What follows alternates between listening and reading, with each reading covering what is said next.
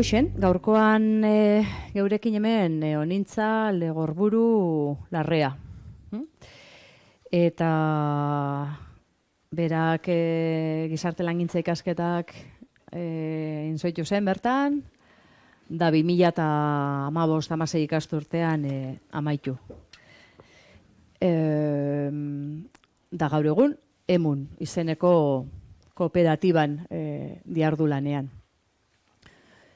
Emun kooperatibak 25 urte egin ditu 2022an, eta urte hurren hori dela eta sortutako testigantza eta olako azpimarra batzuen liburua da, berau.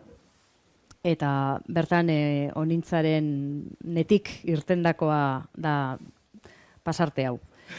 Gaur egun bizigaren gizarte eredua sostenga ezina den neurrian, beharrezkoa da gure bizitzak bizigarriak izango diren ereduak eraikitzea.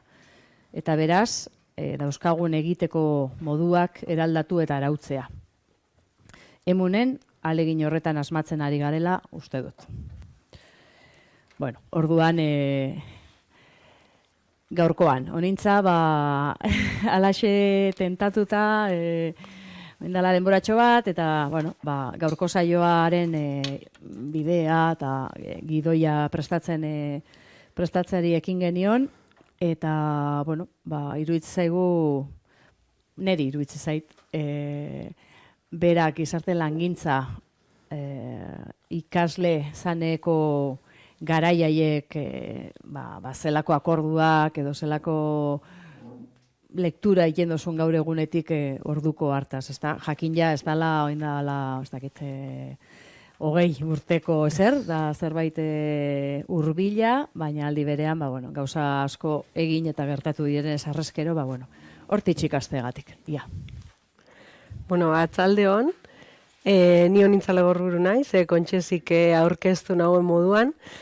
Antzuolarra naiz, Gipuzkoako herri txiki batekoa, Eta 2011-2012an hasiko nintzen hemen, ez naiz ondo gogoratzen, baina ordutik hainbat pasarte izan dira eta gaur egun Emun kooperatiban lan egiten dut. Arrasateko kooperatiba da, eta gaurko helburu nagusia Emun bera aurkeztea izango da, baina kontxetik eskatu zidan Emun aurkeztea niretik, ez? Gizarte langintza egin duen pertsona baten ikuspegitik edo ibilbidetik aurkeztea Emun.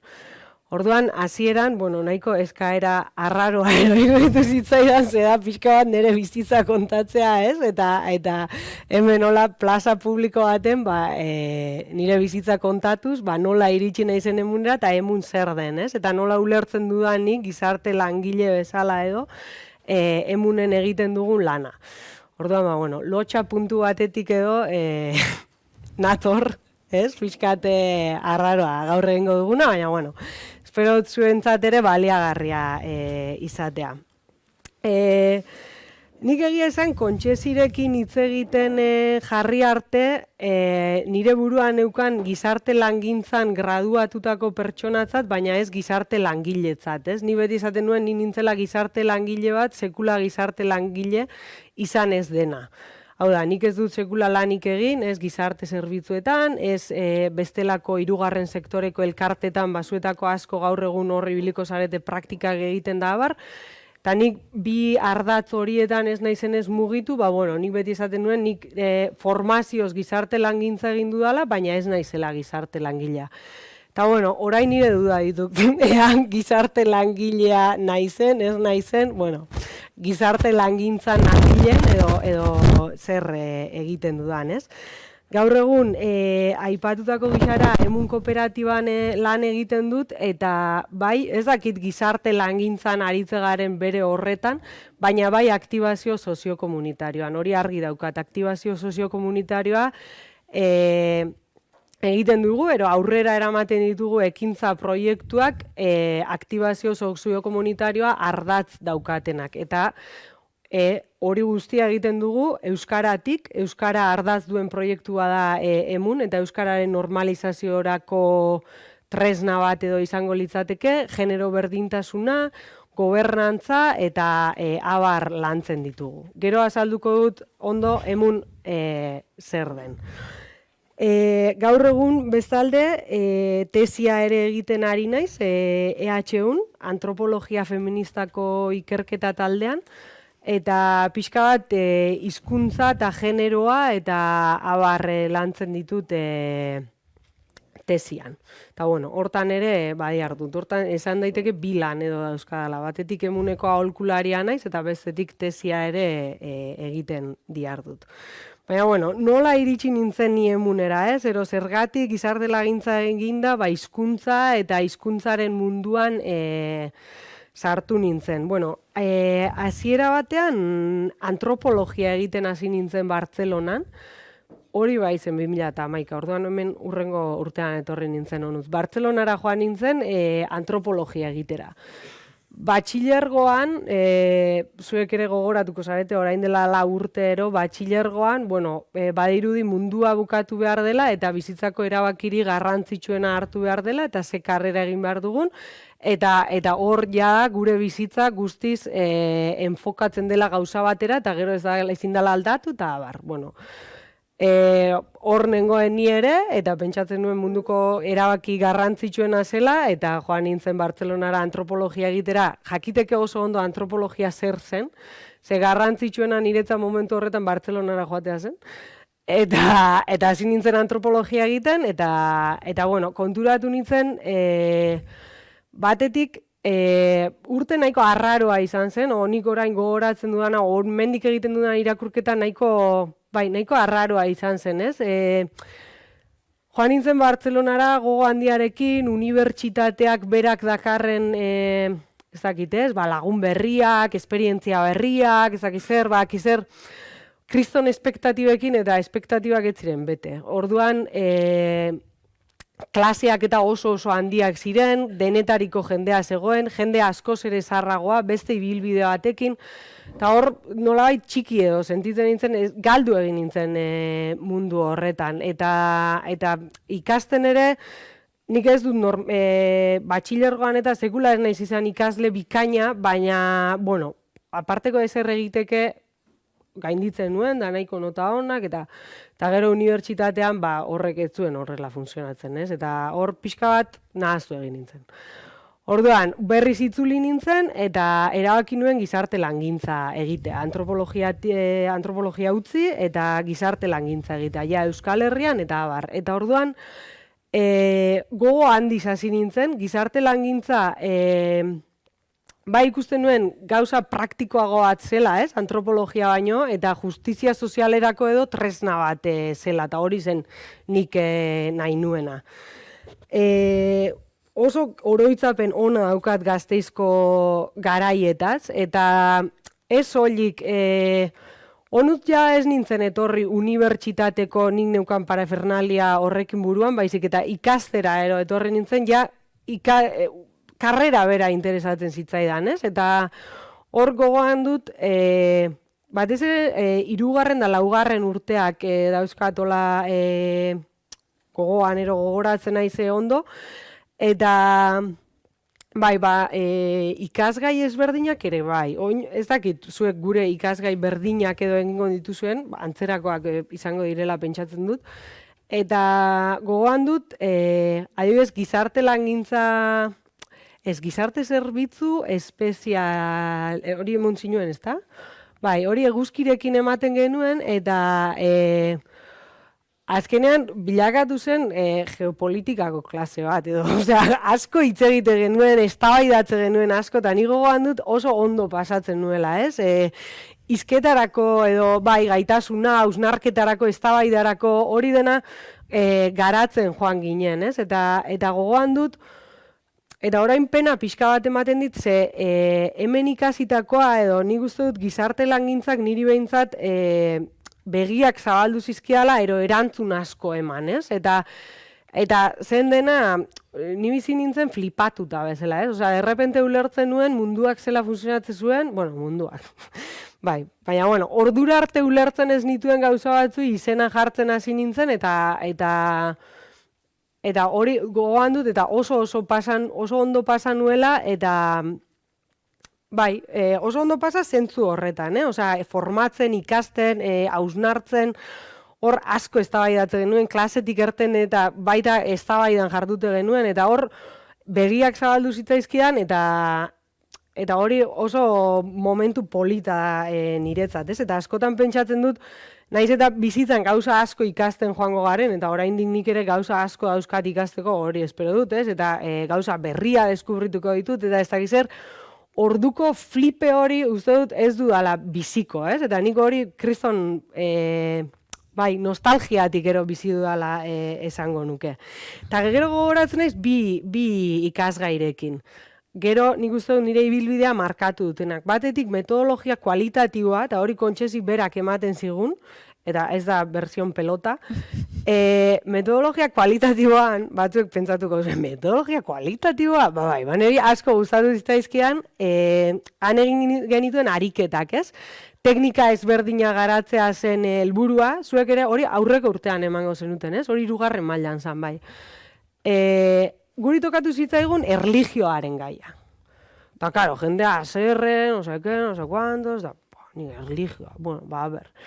Eta egin genuen dokumentuen azterketa, eta gero behaketa eta elkarrizketa bat. Eta dokumentuen azterketan, erlijioen inguruko gauzak eta biltzea zen taldeka helburua, eta hori egin genuen, orain, bueno, ez dakit zelako izan zen lana, baina, bueno, gustora irakurriko nuke igual, zel egin genuen. Baina gero bai gogoan dut, elizkizun bat behatzea zela gure lana. Eta bakoitza bere herrian, edo Gasteizen auzoren batean, edo nahi zuena, elizkizun batean, mesa baten, behaketa bat egin behar zen. Ni igande goizean joan nintzen, behaketa egitera, eta oso ondo pasan ni nire koadernoarekin, karo, antzuolan, ez da jende asko joaten elizara, Euskal Herrian leku gehienetan bezala, baina herri txikietan oraindik gutxiago, ez? Eta han galdetzen zidaten, adineko pertsonak eta zertan ari nintzen, da, ez unibertsitateko lan bat, karo, jendeak flipatuko zuen, nian ikusita koadernoarekin, baina hori gogoratzen dut oso ondo, eta gero elkarrizketa zen herriko apaizari, o bakoitzak bere herriko apaizari, o auzoetako apaiz bati elkarrizketa bat egitea. Eta nik aluzinatu egin nuen, claro, bestela, bueno, da lehengo aldia eta agian azkena, apaiz batekin horrela, 2 orduko elkarrizketa batero izan zen, akordatzen naiz, iluntze batean Antzolako elizan alboan dagoen gelatxo batean, nik ez nekin zein zen Antzolako apaiza, eta orduan ezagutu nuen, eta bueno, niri horrek asko markatu ninduen, eta hor ikusi nuen, bueno, gaur egun tesia egiten baldin manabil, ni beti izaten dut, asignatura horrek markatu zuela nire ibilbidea, ez? Pixka bat ikerketa eta abar hor hasi zitzaidala gustatzen, esaten nuen, wow, ke guai. Osea, niri hori asko gustatu zitzaidan. Naiz eta erlijioarekiko aparteko, osea, ni ateoa naiz eta ez daukat inungo, baina bueno, gustatu zitzaidan mundu hori betaurreko horiekin ikustea, ez? Eta gero, gizarte langintza komunitarioa, uste dut zela beste ikasgai bat, hori Irantzu Mendiak ematen zigun guri, hori aurrek urtean ere bai? Bez, 3. maila daukanik orduan. Hor, egin behar genuen lan bat, Gasteizko auzo ezberdinena, eta diagnostiko bat, eta gero esku hartze baten diseinua, ez naiz gogoratzen, diagnostikoana gogoratzen naiz, niri Adurtza auzoa tokatu zitzaidan, eta egin genuen lan bat superpolita taldean zen, eta karo, ni Antzolakoa izan da, Gasteizko, hiri bateko kanpoko auzune langile auzo bat ezagutzea bertatik eta ez dakiz zer, hori asko gustatu zitzaidan, eta hor, nik oso ondo pasan nuen zentzu hortan gizarte langintzan. Gero praktikak egitera, zuek ere orain praktikak amaitzen zabiltzatela komentatu dite Kontxesik, praktikak egitera Txilera joan nintzen, lankidetzako praktikak edo hor zuen ikaskide batzuk ere orain kanpoan egongo dira, eta praktikak eta grala bertan egin nituen. Praktiketan Kodeinfan egon ginen, elkarte batean, a ber, zela zan? Hemen daukat apuntauta. Kodeinfa, Corporación de Desarrollo Integral de la Familia. Zen, indarkeria jasandako emakumeekin eta elkarte baten lanean, eta hausune txiro baten, da hor, asko ikasi nuen, eta pentsatzen dut gurean behintzat gogo handia geneukan praktiketara joateko eta pixka bat lan mundura sartzeko, eta ikusteko gauzak nola funtzionatzen zuten, eta unibertsitatetik ikerten eta lurra ikutzeko, ez? Eta hor gauza asko ikasi nituela uste dut. Eta gero bertan egin duen baita grala. Grala, eta lehen kontxeziri komentatu dio, nik grala egiten oso ondo pasa nuen. Nik egin nuen Mapuche urbanoen inguruan, bai, banekien abutxo moduko bat jasoko nuen baina. Egin nuen Mapuche, Santiagon bizi ziren Mapuche urbanoen inguruan. Eta beraien behar eta rebindikazio soziokulturalen inguruan. Eta, karo, niretzat erregalo bat izan zen, egin nituen elkarrizketa pila bat, 13 elkarrizketa egin nituen, eta joaten nintzen, karo, nik ezagutu nuen Mapuche bat, eta orduan horri esan nion, eta zuk badaukazu lenguzinaren bat, eta baita, bale, lenguzinaren etxera, eta lenguzinaren, eta zuk badaukazu ez dakiz eta baita, haren etxera, eta orduan ezagutu nuen, bestela ezagutzerik izango ez nuen, gaiak, jendea, lekuak, ez? Osea, eta horra 13 elkarrizketa egin nituen, eta gralean bertan, hor ere ikerketarekin lotuta, ez? Esan nuen, niri hau gustatzen zait benetan, eta gustura egin nuen grala bera. Eta hor horra hasi nintzen hizkuntzaren gaia pixka bat problematizatzen, hizkuntzaren gaia nire bizitzan beti egonda presente, esan nezake, aspalditik naizela euskaltzalea, euskararekiko kezka eta abar, militantzia aspalditik daukadala, baina hor, momentu horretan, ikusi nuen hizkuntzaren gaia gai unibertsala dela, hau da, Mapucheek ere hizkuntzaren gaiarekiko zeuzkaten kezkak eta abarrak, eta emakume eta gizonen kezkak hizkuntzaren gaiarekiko ezberdinak ziren. Emakumeek askoz ere, zaintzatik, eta hizkuntzarekiko diskurtso bat zeukaten, eta gizonek beste bat. Eta hor konturatu nintzen hizkuntza eta generoa ere, elkar lotuta edo daudela. Eta hor ja hasi nintzen hizkuntzaren gaiarekin, baina hor gelditu zen kontua. Gero hortaz, antropologia egitera joan nintzen, antropologiako master bat Madrilen, eta hor ere gizarte langintzak berak, nire gizarte langintzak uste dut eman didala ikuspegi praktikoa, ez? Naiz eta teoriatik abiatu nola egin genezatke gauza bat praktiko, ulergarri, hori garatzen lagundu dela uste dut. Eta hor ere antropologiako masterrean, masterra mairako lanean, feminismo komunitarioaren inguruan egin nuen lan bat, feminismo komunitarioa Bolivian sortutako feminismoa da, eta nire helburua zen hori Euskal Herrira ekartzea, beraiek planteamendu bat egiten dute teorikoa eta praktikoa, eta gustatzen zitzaidan nola teoria hori praktikara eramateko proposamen bat edo zeukaten. Eta niri, masterra mairako lana hortik egin nuen, eta hor neukala oso argi, feminismoaren ulergarritasuna bilatzea edo, ez? Eta hori oso gizarte langintzatik daukadan zerbait edo hemen garatutako zerbait dela esango nuke. Ulergarria, gauzak ulergarri egin behar dira, gauzak kezka hori neukan eta hortik egin nuen antropologiako masterra mairako lana. Gero berriz itzuli nintzen Antzuolara, eta Antzuolan nengoela beste master bat egin nuen ikasketa feministetakoa, eta gero gatazka armatuaren ikerketa bat egin nuen Antzuolan. Antzuolan gatazka armatuak, eta sortu zenetik, eta desagertu edo armak utzi zituen arte 2011 urtera arte, herrian ze eragin izan zuen horrek, ez? Hori beste lagun batekin egin nuen, eta hor argi ikusi nuela, ni pixka bat gizarte langintza edo ikerketa mundura eramaten nenbilen, eta hor bai argi ikusi nuela gizarte langintza egiten ari ginela. Hau da, elkarrizketa asko izan genituen gatazka armatu horrek zeharkatu dituen pertsonetan, bai atxilotuak izan diren pertsonak, edo bizkarzainekin bizi izan direnak, edo bizkarzainekin bizi izan direnen alabak, edo olako batzukin elkarrizketak egin genituen, eta hor pixka bat hau prestatzen da abar, esaten nion Kontxesi, ez dakit aktibazio soziokomunitarioa, baina erreparazio soziokomunitario moduko bat egin genuela, ez?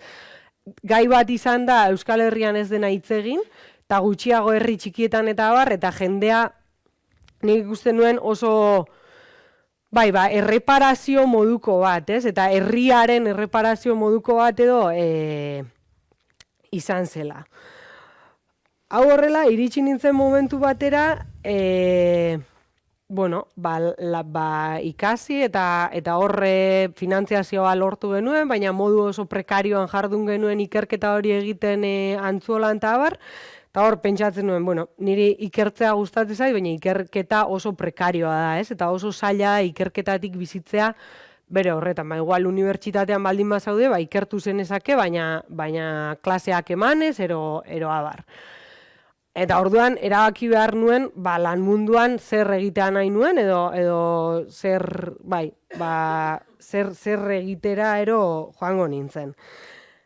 Eta hor, zuek ere, ezakit, modu oso dikotomikoan planteatzen du nik, ez? Baina gizarte langintzan nik behintzat graduan, ikusten nuen, bi aukera daudela, ez? Lan munduratzeko, edo administrazioa, edo bestela, hirugarren sektoreko elkarteak. Eta hor nik, eta ikasten nengoela ere, ez nuen irudikatzen nire burua ez batean edo ez bestean. Administrazioan, eta estereotipoteatik berba egin da, ze administrazioan ez du sekula lanik egin, nik ez nuen irudikatzen nire burua Bastidako gizarte zerbitzutan, edo Astigarragako gizarte zerbitzutan. Ez nuen irudikatzen, eta nahiko, homen, zela, zer, nik neuzkan kezkekin, nola erantzun honi, ezakit, zurrunegia iruditzen zitzaidan, inkluso aspergarri iruditzen zitzaidan, baina beti ere estereotipotatik berba egin da, Osea, ez dut ezagutzen gizarte zerbitzuak benetan nola funtzionatzen duten barrutik. Hori zuetako batzuk orain ibiliko zarete hortan, así que. Eta gero hirugarren sektorearekin,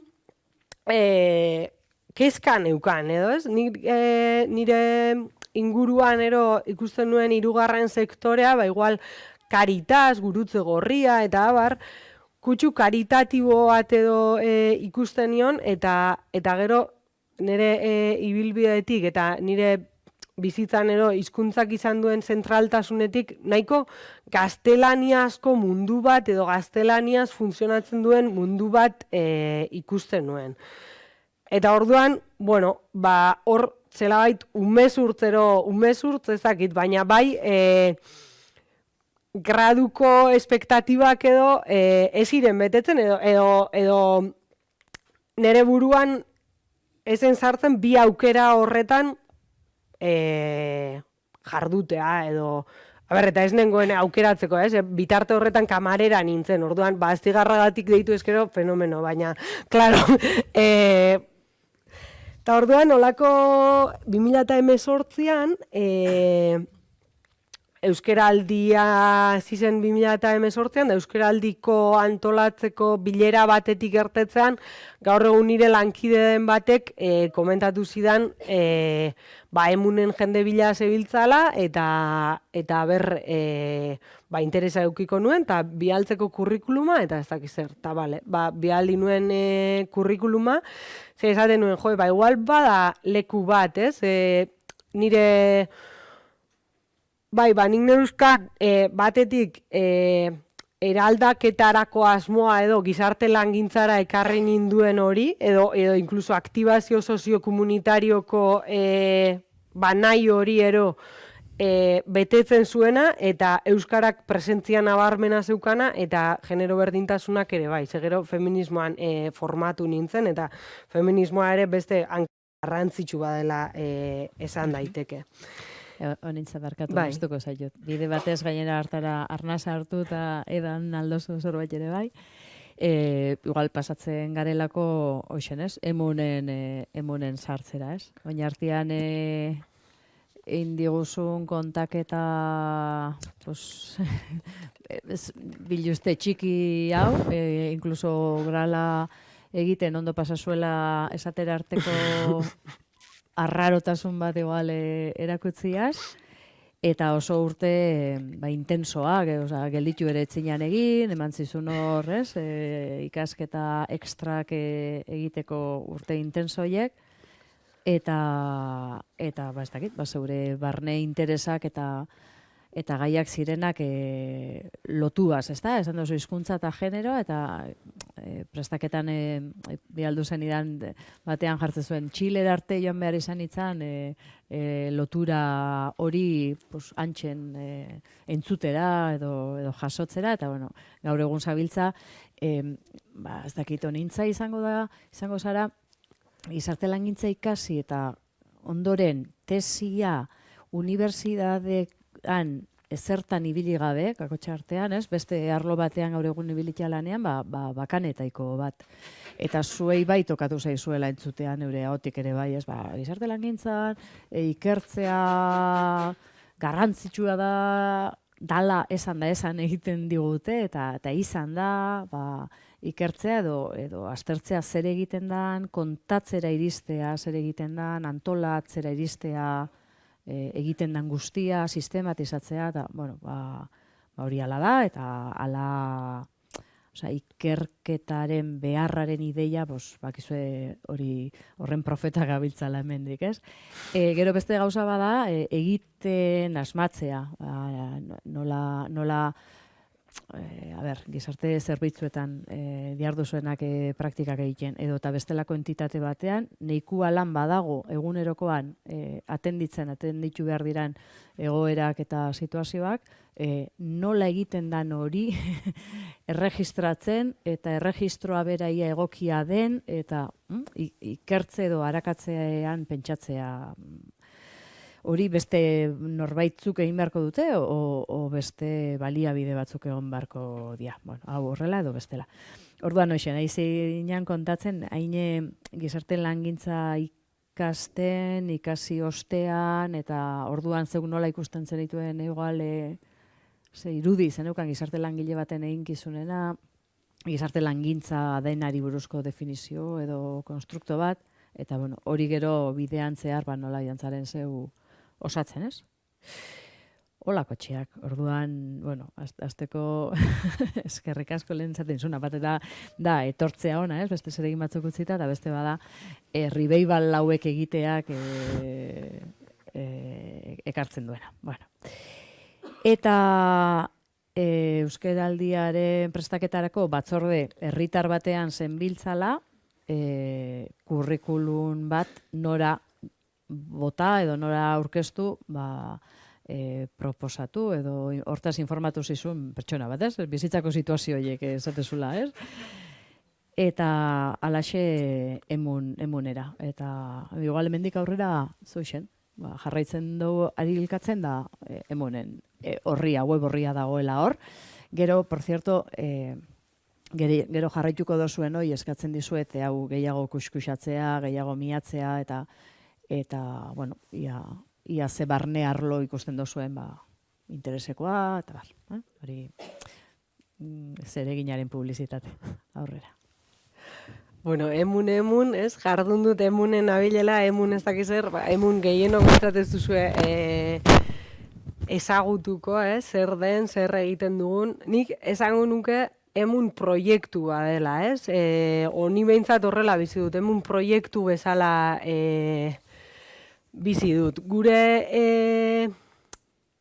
eslogana, bueno, ez dakit nola ditze zaion komunikaziotik horri, gai sozialak kudeatzen lagunduko dizun aholkularitza gara.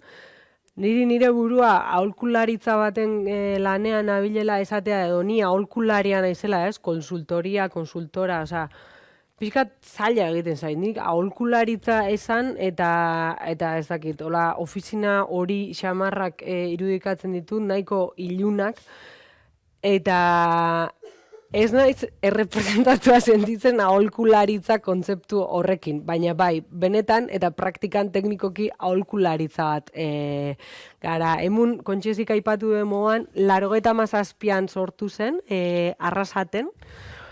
Arrasateko kooperatiba gintzak eta debagoienak berak zerikusi handia izan zuten Emunen sorreran, eta gero nik uste dut testuinguru historikoak ere zerikusi handia izan zuela. Azken finean, Emun sortu zen, eta orain gure kleima, ezakit nola esaten zaio honi, gai sozialak kudeatzen lagunduko dizuna aholkularitza gara, baina Emunen hasieran zan lanmundua euskalduntzeko kooperatiba. Eta hori da, eta gaur egun ere nik uste dut Emunen ADN-ean ero lanmunduaren euskalduntzea dagoela, ez? Azkenean, hor bagentontzen, euskarak edo euskalgintzak edo lan handia egin zuen batetik hezkuntza euskalduntzen, eta guk guztiok, nik nire ibilbide guztia unibertsitatekoa eta abar euskaraz egin dut, zuek ere pentsatzen dut baietz, eta hor egon zen lan handi bat hezkuntza euskalduntzeko, ez? Eta euskara hezkuntzara sartzeko. Administrazioaren ere berdina gelditu zen, berdina gertatu zen, administrazioa euskalduntzeko lan handi bat egin zen, eta abar. Edabideetan ere, ETB-en sorrerarekin, ez dakiz zer, hor egon da lan handi bat esparru ezberdinak euskalduntzeko. Eta falta zen monstroa ero zen lanmunduaren euskalduntza bera. Konturatu zen jendea, hezkuntza euskalduntzen genbintzala, baina euskaraz ikasitako gazte horiek lanmunduratzen zirenean, eta batez ere, Arrasate inguruko enpresa handietan, edo beste edozein lekutako enpresetan, euskaraz ikasitako pertsonak erderaz lan egiten zutela, ez? Eta Emun pixka bat testuinguru horretan kokatzen da. Zer falta zaigu euskalduntzeko, lanmundua falta zaigu euskalduntzeko. Eta orduan Emun sortu zen, beste aholkularitza batzuk ere, garai honetan sortu ziren, Eluiarrek aholkularitza dauka, Aize-Aekarena ere aholkularitza bada, eta hor, sortu zen testuinguru horretan, hainbat aholkularitza sortu ziren, lanmundua bera euskalduntzeko. Hau da, ez aliteke euskalduntze proiektu horren barruan kokatzen dela Emun bera. Eta hor, euskara planak dira Emunen egiten ditugunak, eta zentzu horretan aktibazio soziokomunitarioa dedikatzen garela, nik hori nahiko argi daukat, ez? Enpresetan, administrazioan ere bai, baina gehiago enpresetan eta enpresa industrialetan asko, euskara planak diseinatzen ditugu eta gero implementatu euskaraz lan egitera iristeko. Eta hor, zeregin ezberdinak dauzkagu. Hortik hasi ginen,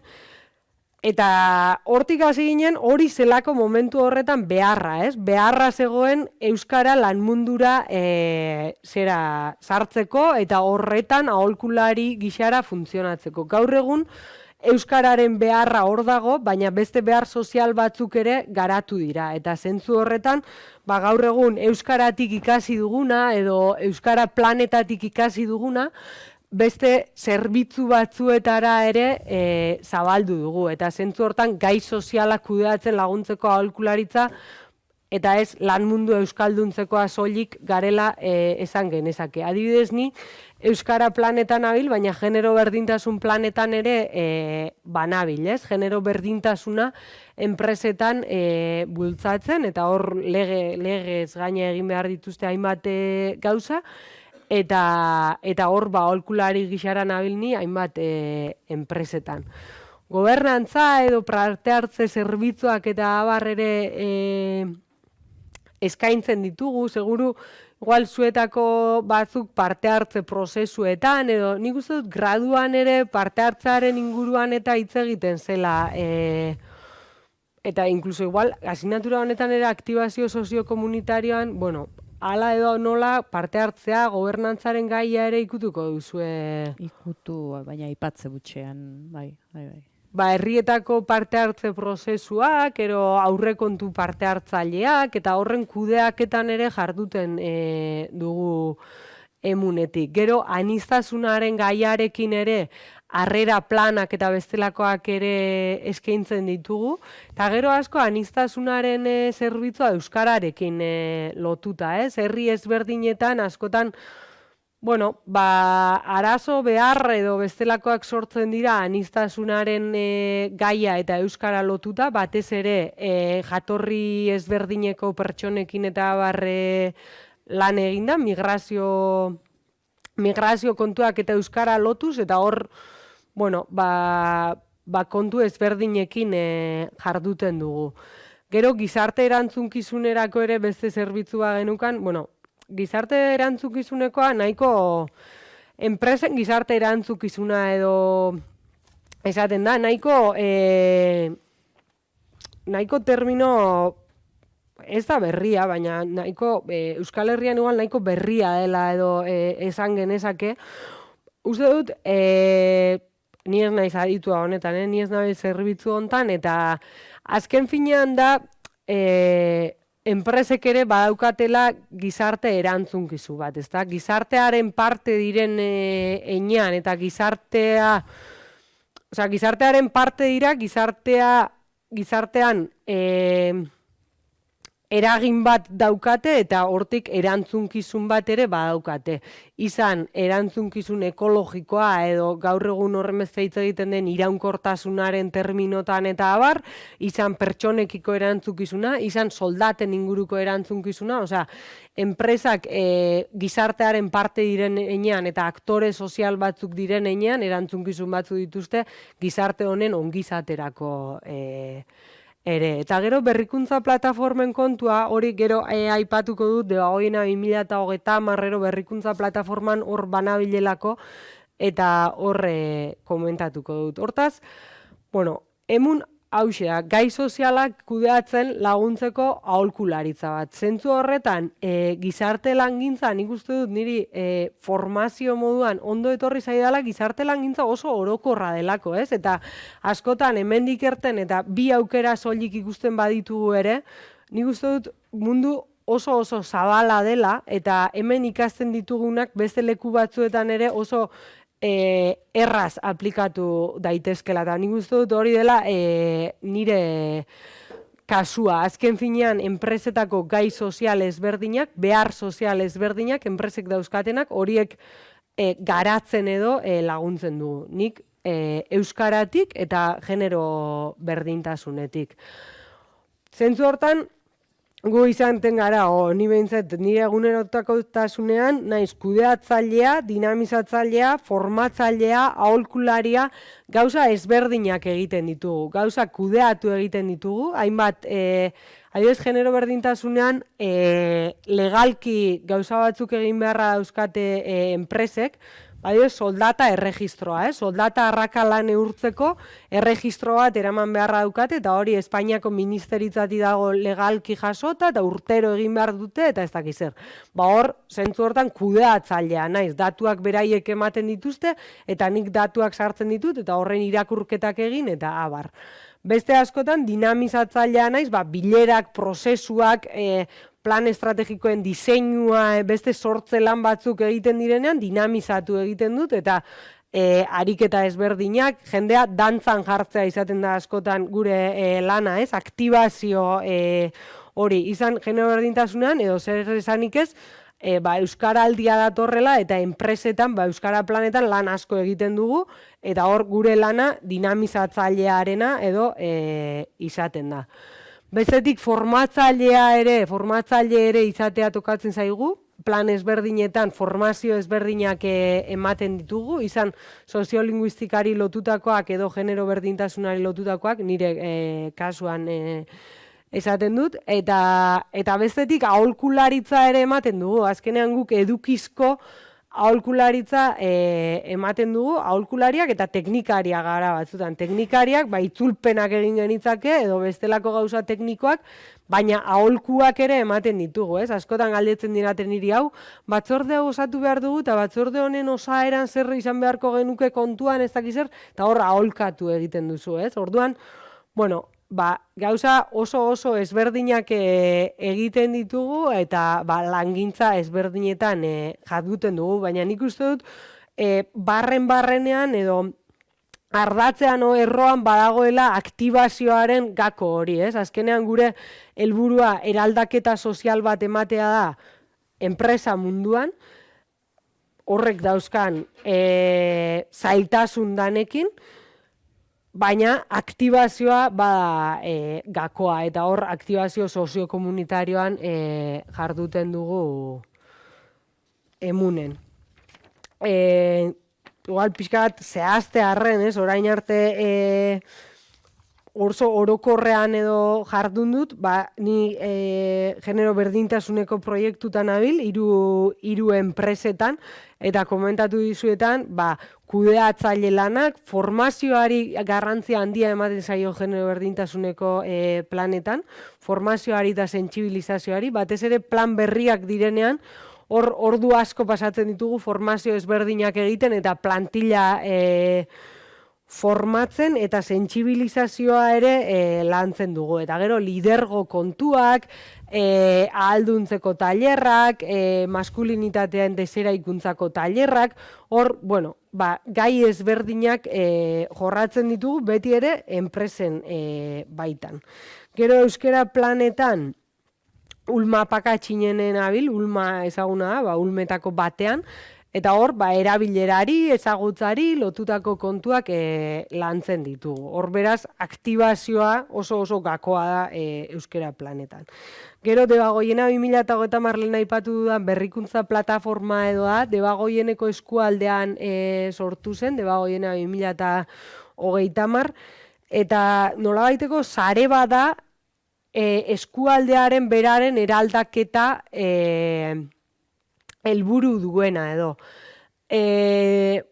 Hor emun bezala edo nik onintza moduan gehien bat hasierako esplorazioa ere egiten dugu. Hor metodologia ezberdinak erabiltzen ditugu, baina badaude hildo estrategiko batzuk edo landu beharrekoa. Esaterako energia eta energiaren eraldaketa eta energia trantsizioa eta abar oso zentralitatea daukan gai bada, eta Debagoiena nola egingo dugu energiaren trantsizio hori, eta hori bide ezberdinak aurkitzeko eta abar, hor lehengo entzute fase bat edo egiten da, eta nik hortan jarduntzen dut, ez? Elkarrizketa ezberdinak egiten pertsonei, behar ezberdinak identifikatzen, eta proiektu aukera, ero abar ezberdinak identifikatzen. Eta gero, hau pixkat proiektu arraroa edo da, baina Mexikoko proiektu batean ere banabil Garabide elkartearekin. Esango nuke Garabide elkartea, ez, Martínez de Luna aurreko urtean etorri zen orain dela bi. Garabide elkartea hizkuntza lankidetzara dedikatzen den elkarte bada, hau da, hizkuntzaren normalizazioa beste hizkuntza gutxitu batzutan nola egin genezakeen edo proiektu ezberdinak garatzen ditu. Eta batez ere Latinoamerikan. Batez ere Latinoamerikan. Eta Emun eta Garabideren artean Tosepaneko proiektua edo daukagu. Mexikon kokatuta dago, Kuetzalan hirian, eta Tosepan da kooperatiben elkarte bat, enpresa ezberdinak hasi ziren kafe kooperatibak edo ziren, eta gero kooperatiba ezberdina euskate. Beraien oso eraldaketara bideratuta eta burujabetzara bideratutako kooperatiba dira, orduan unibertsitatea eta dena daukate. Unibertsitatea kafe kooperatibak, piparrautzarenak edo ere badaude, energia burujabetzan ere orain badabitz, irratia daukate, osea, nolabait, eraldaketarako bokazio osoa duen proiektu bat edoa Tosepan. Bazkide pila bat dauzkate, eta bertan lan egiten duten jende asko dago. Eta hor, Garabidetik edo emun zer gaiti dago hor, ze Garabidek beste proiektu batzu dauzka, baina azkenean honen berezitasuna kooperatiba elkarte horretan hizkuntza normalizaziorako plan bat eratzea eta hori aurrera eramatea da helburua. Bertan nahuat hizkuntza egiten da, eta nahuataren normalizazioa kooperatibaren barruan da helburua. Orduan, emunek hemen hori egiten dugunez, Garabide pentsatu zuen polita litzatekela emun eta Garabideren artean proiektua bera egitea.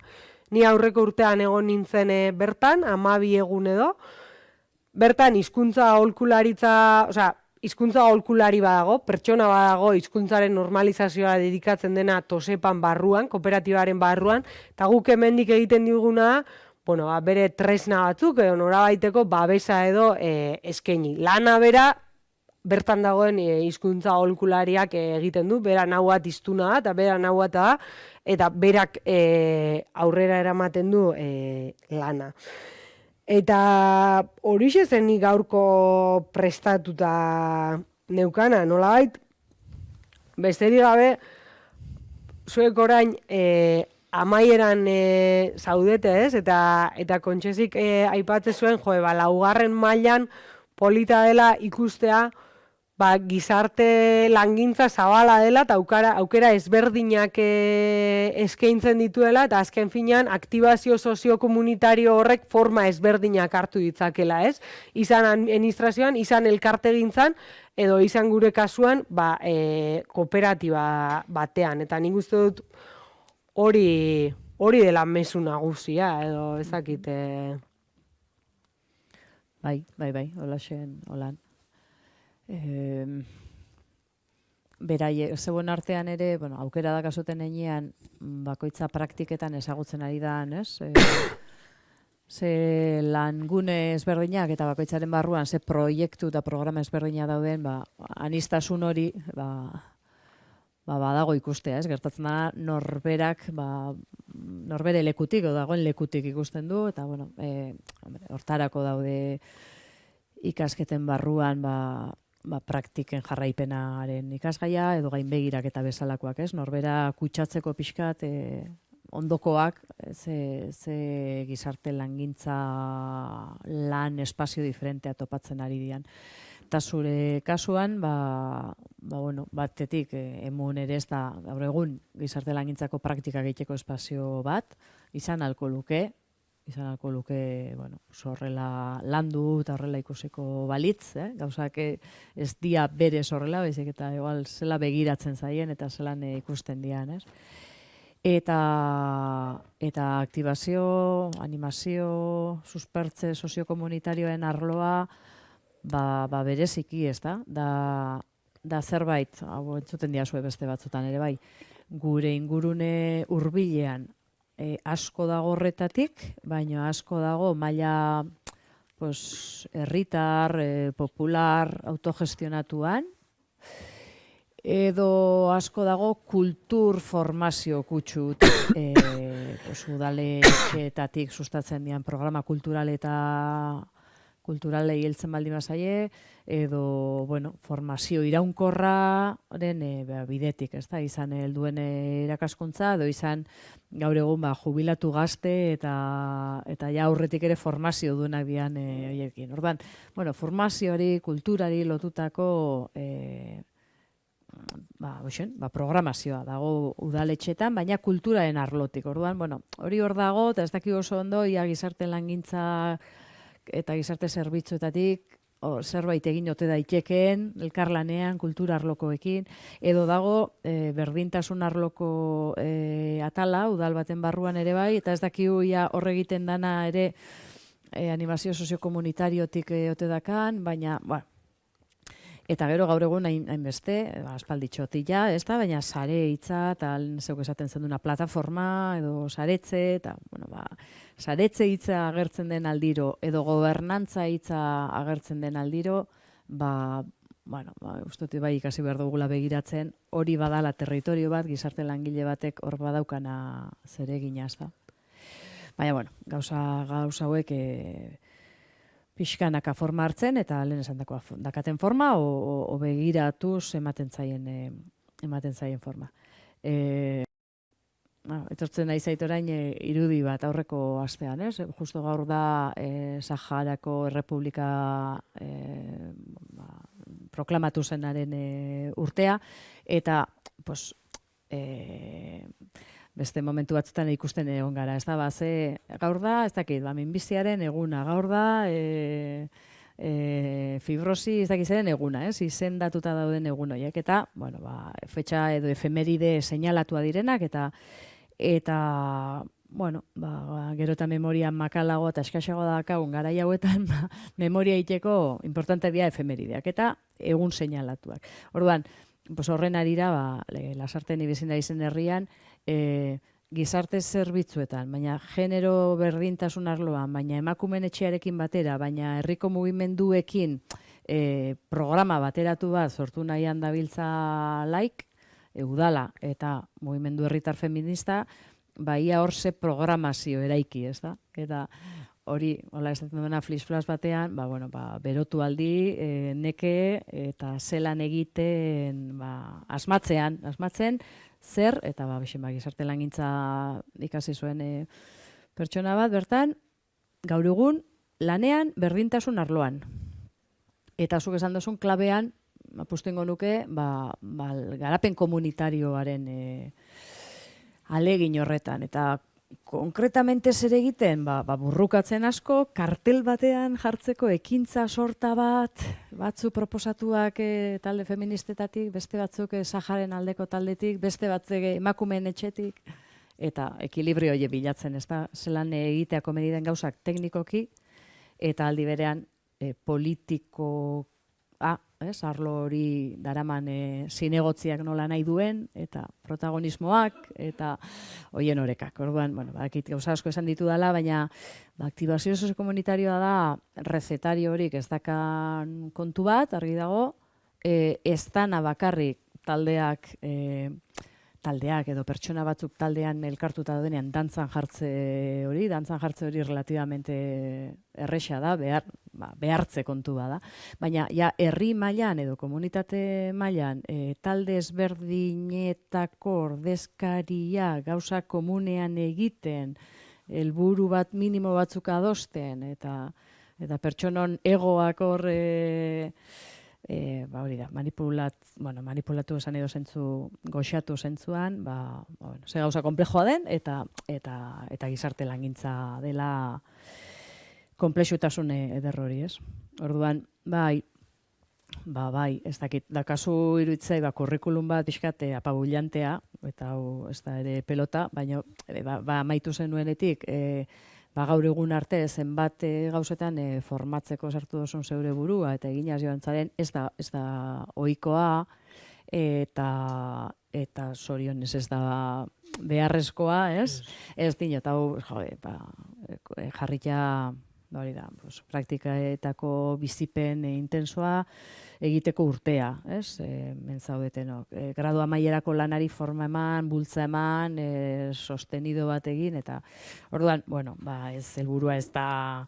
Helburua ez da mazterrak egitea. Ez da mazterrak egitea, baina, bide guzti horretatik iritsi zarelako emun bezalako kooperatiba bat bertan dakauna, eta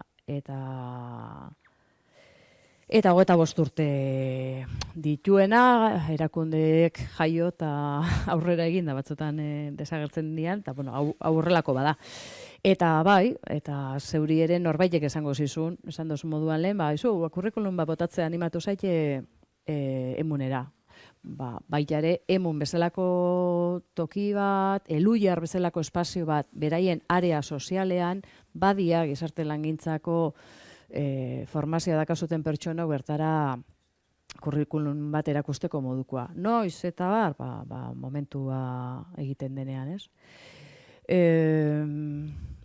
Ze gainera zeuk ere badakizu, eta egondia urte batzuk, area sozial honetan, pertsona, perfil, egokia bilatzeko zailtasunak ere, ez dakiz zailtasun tipo, baina zailtasunak ere egon dianak, ez da, orduan, eta honen arira, lehenengo zeu esate izuet, galderatxoren bat, ni orain isiltzen naiz da zeuek lanzatu bat, eta hori da, gero dator beste galdera bat zeuretzako, bai. Venga, presin pixkat.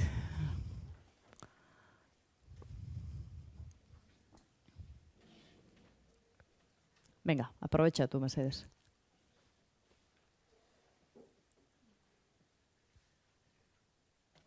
Ez dago, galerarik?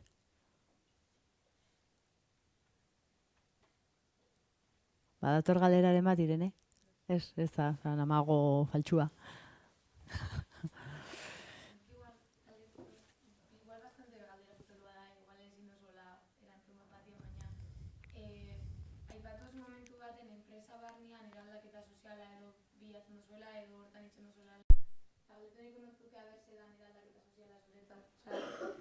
Ze bide garretzen duzun edo.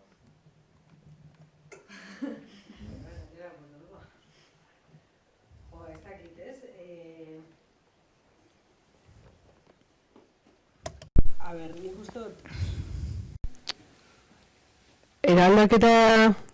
Eraldaketa soziala emateko, nik uste dut, bai, nik behintzat egiten dudan diagnostikoa edo da, lehen kontxezik aipatu duena, ez? Gaur egungo mundua ez dela, ez da sostengarria. Gaur egun bizigaren eredua, gaur egun bizi dugun erritmua, gaur egun ez da bizitzarako sostengarria. Orduan, horrek aldaketa bat, eraldaketa bat behar duela, hau da, irauli egin behar da hori, eta horrek aldaketa bat behar du. Eta sozialak koretila horrekin nik uste dut aldaketa eraldaketa iraultze horri,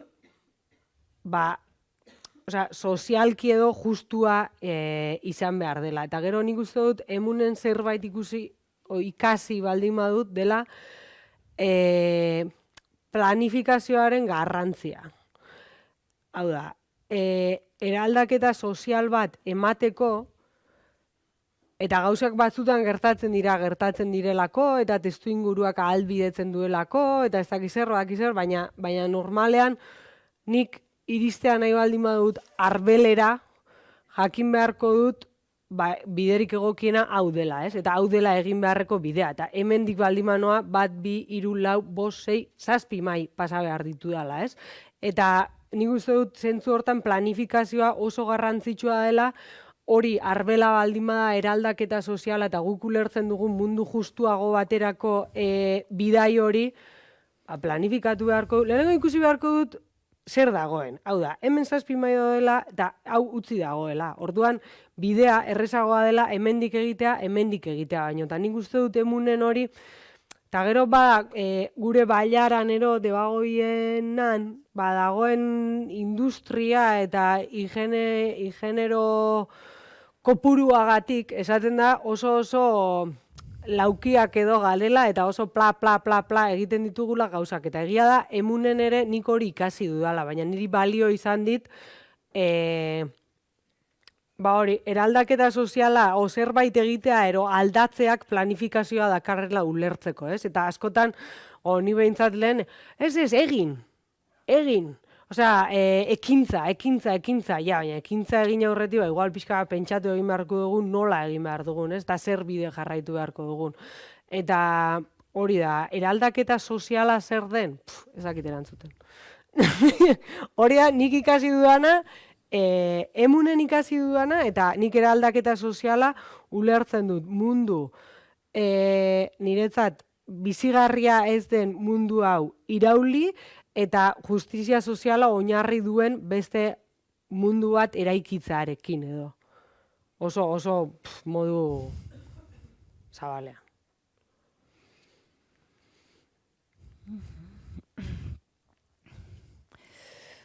A ber, ni etorri zaidan galdera bidea. Batetik, zuk egiten dituzun lan tipoetan, proiektu diferenteak, batzutan perfil dinamizatzaileagoa, edo denetan, beste batzutan formatzailea, eta hoien mixtura, ez da? zerk ematen du lana? Esan behar nizun, zerk ematen dizu zuri lan gehiago, baina, bueno, zuri eta zure lankideei, osea, zer da alegin dexente, ardura ematen duena. Badakit horietako edozein, ez? Baina, bueno, pues, hori bat, eta personala da, porque igual beste bati, zuri, ez dakit, nekosua eta alegina eskatzen dizun zerbait beste bati errexago, edo bere perfilarekin, o lo que sea da. Eta gero beste galdera da, ia zer nolako, ez dakit, langileak, zer nolako perfilak bilatzen dituen, o datozkion ondo emuni dituen proiektutarako. Lehenengoari erantzunez, esango nuke, rol horiek, ez, aipatu ditudan rol horiek, ero funtzio horiek, ero norberak hartzen dituen lan horiek, izan formatzailearena, dinamizatzailearena, kudeatzailearena, lana denek ematen dute eta lan ezberdina ematen dute. Batzutan formazio bat prestatu behar duzu eta igual gai baten inguruan lehenengo norbera formatu behar dena eta kudeatzen lege eskakizun baldin badago eta zenbakiekin ez daki zer, nien nahi superrona. Orduan hor ere egin behar dugu, baina nik uste dut gure lanean lan gehiago eta ikasten zailagoa dena eta hori uste dut lan gizarte langintzak abarkatzen duen espazio osoan ematen dela harremanena. Eta harremantzea, gu egoten gara tailerreko langileekin, baina egoten gara, ezakit, 7 planta munduan banatuta dauzkan zuzendari batekin, ez? Eta niretzat hori da zailena. Nola engantxatu edo nola harreman du tailerreko langile batekin, eta ari ulertarazi eta aura eraman zu nahi duzun bidetik, eta zuzendari horrekin nola harreman du, nola egin bilera, nola jarri, ze gorputz, niretzat hori da zailena, eta hori denok daukagu, zuk udal batean lan egiten baduzu gizarte langile moduan, zuk hori daukazu, zuk egin behar duzu alkatearekin egon, egin behar duzu erabiltzaile batekin egon, egin behar duzu herriko ez dakiz zer talderekin bilera bat egin, eta hor harreman ezberdina sortuko dira eta pertsona ezberdinekin, rango oso ezberdinetan daudenekin lan egin beharko duzu. Eta niretzat hori da zailena, lan gehien ematen duena, ez? Eta gero nik uste dut hori ere ikasi egiten dela, baina ez da formazio bat prestatzea bezain eta uste dut hori danok daukagula, hori era honetako lanetan harremantzeko behar hori eta jende ezberdinekin, botere ezberdina daukan jendearekin harremandu beharra. Eta gai berrietan tipak azkar formatzea ere tokatzen dut. Eta gainera, formatzaile rolera pasa. Norberak egin duen avanzadilla horretatik jaso duena, egituratu eta gaiarra. Bai.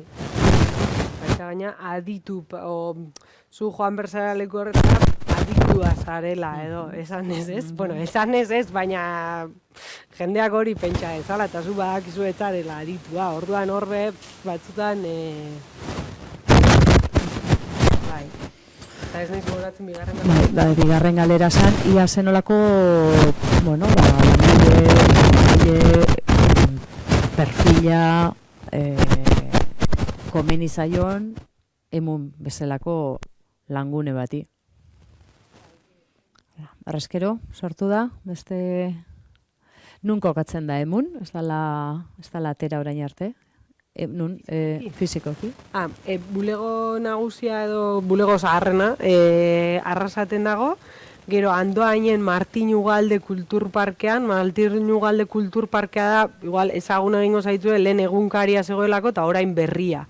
Hor euskararen inguruan dabiltzan erakunde, eragile edo zera ezberdinak kokatzen dira, eta emun ere parke horretan dago. Gero Berriozarren beste bulego txikioa daukagu eta Bilbon coworking gune baten edo euskararen etxean beste jende batekin han 2 pertsonak ero jarduten dute. Eta esan duzu, 80 pertsonako... 80 pertsona, pertsonako bai. ekipo. Vale, bueno, besterik ez baldin badugu erantsi nahi, uste dut azalpen eta kontu mamitxua joan diala, zeure bidekogak zenbaitzuk eta hori aina, emune pixkat ezagutzeko, baina ez emun komota, lehen berdin zaizkigu, zuri zeu etorri zahal langune bat eta lan proiektu hau aurkeztera ere, baina ez da hori helburu printzipala.